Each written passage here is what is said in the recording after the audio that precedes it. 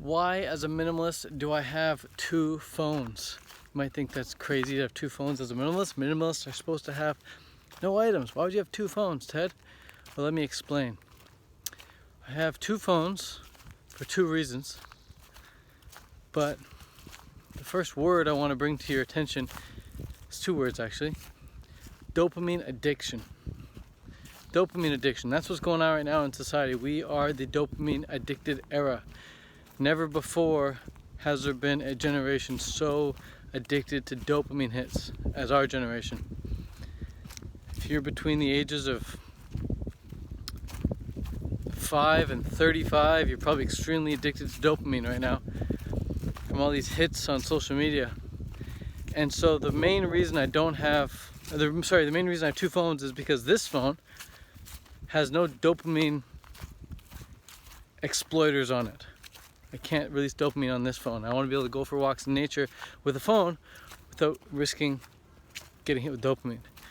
So, what I mean by that, I mean when you check social media, you're getting hits of dopamine. And you probably check in social media 50 plus times a day.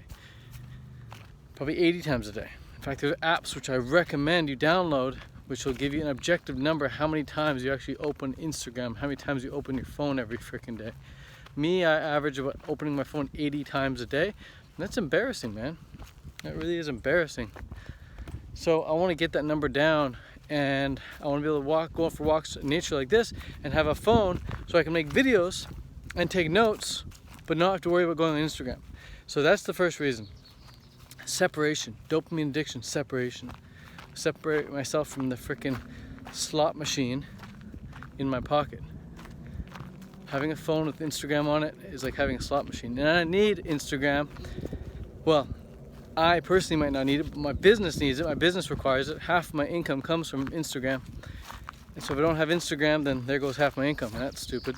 Plus, Instagram is just a great way of reaching people and changing lives. So I like it for that, but it's very addictive, and I need to limit my use on it. So I'll save that for my other phone, and this phone I can just go and walk in nature and not worry about having Instagram in my pocket, having that slot machine in my pocket.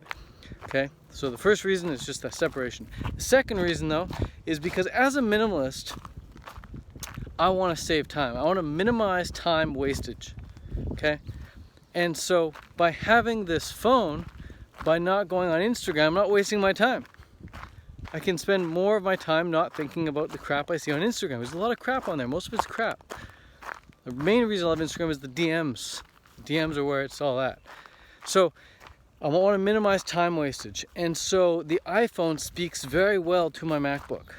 My Samsung does not. As much as I love my Samsung S10, it's like the best phone ever, it doesn't communicate well with my MacBook. If I want to send files between each other, it's a mess. I got to go through Google Drive, and that sometimes only works half the time, and it's brutal. But if I make a video on this phone or do something on this phone, I can instantly send it over. I can instantly transfer the file over to my MacBook. So I save a lot of time there. AirDrop is flawless. It's amazing. Well, at least it's flawless for me. I know a lot of people have troubles with AirDrop. I've never had an issue with AirDrop. Must be just my good fortune. But anyways, those are the two reasons why I have two phones as a minimalist. Again, it's so that not carrying around dopamine exploiters in my pocket. And I can go for a walk in nature in peace and still be able to express myself creatively through the medium of film, which I know some people are really afraid to do, which blows my mind.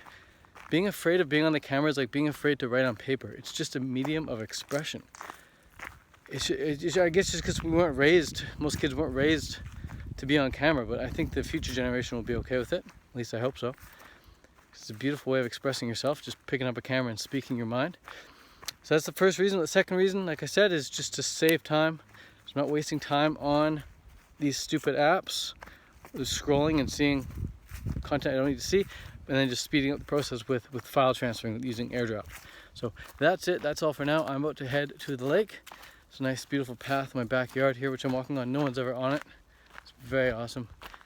It's about a 20-minute walk to the lake, and jump in there and just float for a bit. So that's it. Okay, ciao for now. Peace. Much love. And download an app. There's two apps you can download. Well, actually, download one of them because I don't know about the other one for iPhone. But if you have a Samsung, download the app called Your Hour. It's a really good app for being objective with how many times you open your phone and which apps you're spending the most time on. It's called Your Hour. And if you're on a Chromebook, or sorry, if you use Google Chrome as your browser, not a Chromebook, but if you have a MacBook or any PC or whatever, if you use Google Chrome as your browser, download the plugin on Google Chrome called Web Time Tracker. Download that today. You should download it yesterday, but download it today and just let it run in the background. Let it track your hours, your minutes, your seconds on every single website you visit. That way, at the end of the week, if you're wondering why you got so much done or why you didn't get very much done at all, you can go take a look at the Web Time Tracker and you'll get an objective measurement of how much time you spent on every website. I seem to spend a lot of time in the Facebook Ads Manager, the Facebook Business Manager dashboard. I can see ads running, as well as spending a lot of time in my Google Docs where I'm doing a lot of writing for my course Creator Academy students. So those are where I spend a lot of my time. But anyways, download Web Time Tracker in Google Chrome. If you're not using Google Chrome already, start using it. It's the best browser ever. And yeah, that's it for now. Okay, peace out. Ciao. Adios.